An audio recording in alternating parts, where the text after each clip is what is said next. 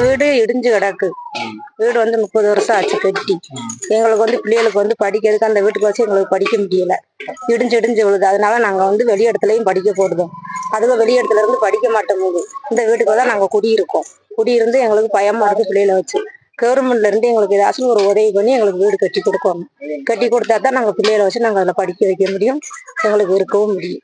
ஆமா, இடிஞ்ச வீட்டுல தான் சமையல் பண்ணதும், அதுலதான் நைட்டுக்கு தூங்குறது எல்லாமே பிள்ளைகளை போட்டு அதுலதான் நாங்க தூங்குவோம். சோறு பொத்து பொத்துன்னு விழுது, மேல இருந்து விழும். மழை வேஞ்சுச்சுன்னா தண்ணி அம்பிட்டு உள்ள ஒழுவும். எங்களுக்கு படுக்க முடியாது.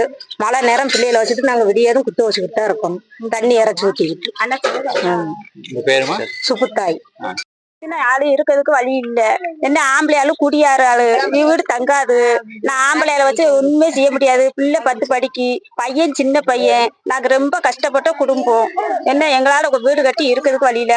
கவர்மெண்ட் தான் எங்களுக்கு பார்த்து செஞ்சு கொடுக்கணும். வீடு என்ன இருக்குல்ல, பொத்து பொத்துன்னு வெயிலுக்கெல்லாம் வீடு, மழைக்கெல்லாம் வீடு கிடையாது. கம்பி எல்லாமே வெளியே பொத்து பொத்துன்னு விழும். வேட்டு தீபாவளி வேட்டு போட்டாலுமே வீட்டுக்குள்ள உழத்தான் செய்யுது. பையன் கிட்ட சொல்லுறதுக்கு எங்களுக்கு வழி இல்ல.